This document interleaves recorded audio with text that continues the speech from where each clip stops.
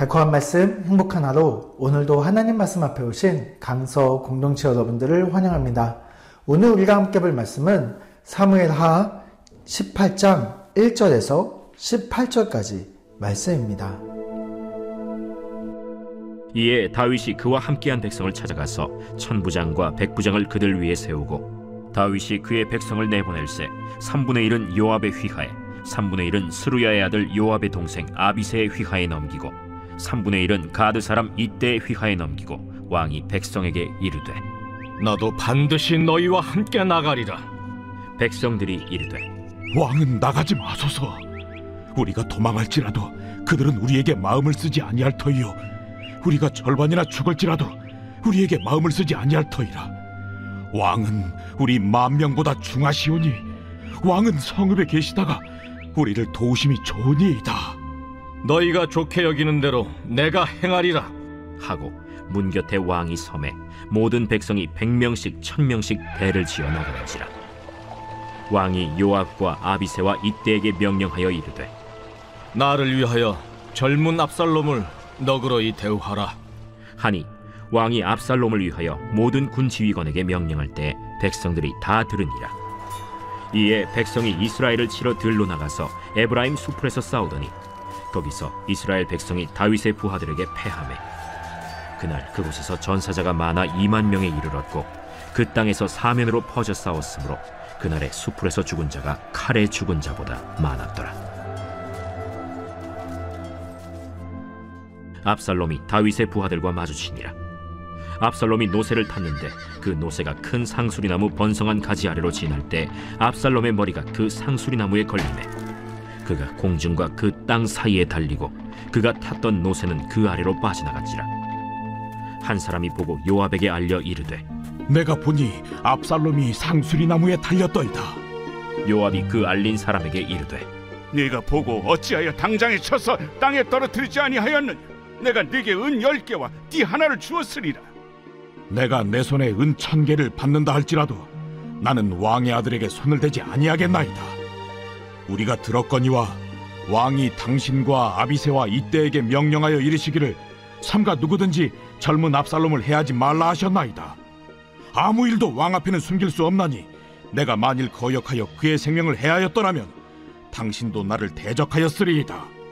나는 너와 같이 지체할 수 없다 하고 손에 작은 창 셋을 가지고 가서 상수리나무 가운데서 아직 살아있는 압살롬의 심장을 찌르니, 요압의 무기를 든 청년 10명이 압살롬을 에워싸고 쳐 죽이니라.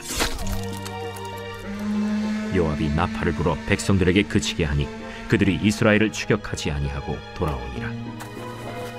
그들이 압살롬을 옮겨다가 수풀 가운데 큰 구멍에 그를 던지고 그 위에 매우 큰 돌무더기를 쌓으니라. 온 이스라엘 무리가 각기 장막으로 도망하니라. 압살롬이 살았을 때 자기를 위하여 한 비석을 마련하여 세웠으니 이는 그가 내 이름을 전할 아들이 내게 없다 하고 말하였습니다.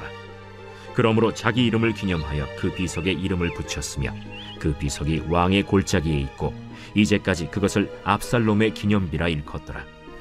옥상을 거닐던 느슨했던 마음의 다윗이 오늘 본문에서는 그 마음의 허리띠를 조이고 군대를 재정비해서 직접 압살롬과의 전쟁에 출정하려고 하고 있습니다. 그러나 이 전쟁은 결코 유리한 전쟁은 아니었습니다.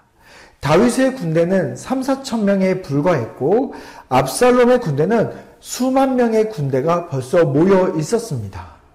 다윗은 이 불리한 싸움에 선두에 서서 군대를 이끌려고 했습니다. 그러나 신하들이 왕의 자리를 두고 싸우는 이 전쟁에 다윗이 선두에 서는 것이 맞지 않다며 다윗의 참여를 막았습니다.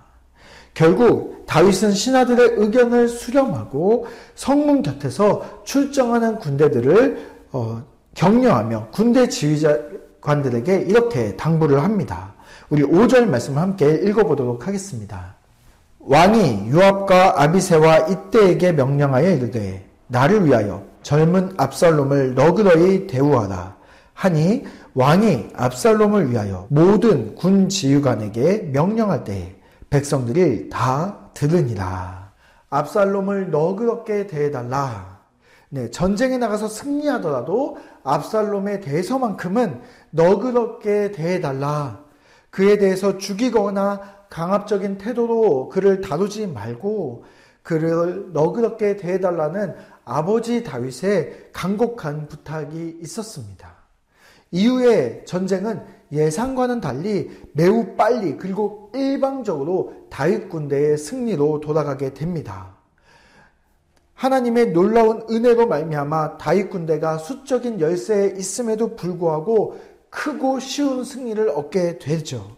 그리고 압살롬은 다윗 군대를 피해서 노새를 타고 도망가고 있습니다. 당시에 이 노새라는 것은 자신을 과시하기 위해서 타는 사치품과 같은 이동 수단이었습니다. 그 노새를 타고 가던 압살롬은 자신의 자랑이었던 풍성한 머리가 상수리나무에 걸려서 공중에 대롱대롱 매달린 신세가 되어 버립니다. 자신의 자랑거리였던 노새는 자신을 버리고 멀리 도망가 버리죠. 그래서 혼자 나무에 대롱대롱 매달린 처량한 신세가 되어 버립니다. 이 모습을 지켜보던 다윗의 군사들이 있었습니다. 다윗이 너그럽게 대해달라는 그 말을 기억하고 압살롬에게 아무것도 행하지 아니하고 이 상황을 요압 장군에게 보고하게 됩니다. 요압은 이 보고를 듣고 창셋을 들고 나아가 압살롬의 심장을 찔러 죽이고 그리고 그를 돌 무더기로 쌓아와서 돌 무덤으로 그의 무덤을 만드는 것으로 끝이 나게 되죠. 왕에게 걸맞지 않은 아주 처량하고 불명예스러운 죽음을 우리가 보게 되는 것입니다. 그리고 압살롬의 마지막에 또 한 추가적인 설명을 오늘 본문은 이렇게 말하고 있습니다. 우리 18절 말씀을 함께 읽어보겠습니다. 압살롬이 살았을 때에 자기를 위하여 한 비석을 마련하여 세웠으니 이는 그가 자기 이름을 전할 아들이 내게 없다고 말하였음이더라. 그러므로 자기 이름을 기념하여 이 비석에 이름을 붙였으며 그 비석이 왕의 골짜기에 있고 이제까지 그것을 압살롬의 기념비라 일컫더라. 압살롬은 굉장히 영리한 사람이었습니다. 그리고 리더십도 강했죠. 외모 또한 잘생겼고 또 풍성한 머리숱으로 말미암아 대중들의 인기까지 얻고 있었습니다. 그러나 그가 자기를 위하여 한 비석을 세웠나니 스스로를 위해서 기념비를 세울 정도로 자신에게 주어진 이 모든 것들을 자신의 영광을 누리는 데에 집중해서 사용하기를 원했던 사람이었습니다. 그가 가진 이 모든 것들은 잘 준비되고 충분히 백성들을 이끌 만한 리더십을 발휘할 수 있는 차기 왕의 자리에 올라갈 충분한 자격이 있었음에도 불구하고 자신에게 주어진 이 모든 것을 활용해서 자신의 욕망을 불태우고 하나님이 세우신 왕의 자리를 스스로 끌어내려서 자신이 왕이 되려는 그런 욕망에 사로잡히자 결국 비참한 끝맺음을 맺고 말게 된 것입니다. 우리 사랑하는 강서 공동체 여러분, 오늘 나에게 주어진 것들은 무엇이 있습니까? 오늘 우리에게 주어진 이 모든 것이 나에게 있다고 해서 모든 것이 나의 것은 아닙니다. 하나님의 선한 일을 위해서 하나님께서 우리에게 주신 하나님의 선물인 것입니다. 오늘 나는 나에게 주어진 이 풍성한 선물들을 누구의 기쁨을 위해서 사용하는지를 우리 스스로가 돌아보는 강서 공동체가 되시기를 바랍니다.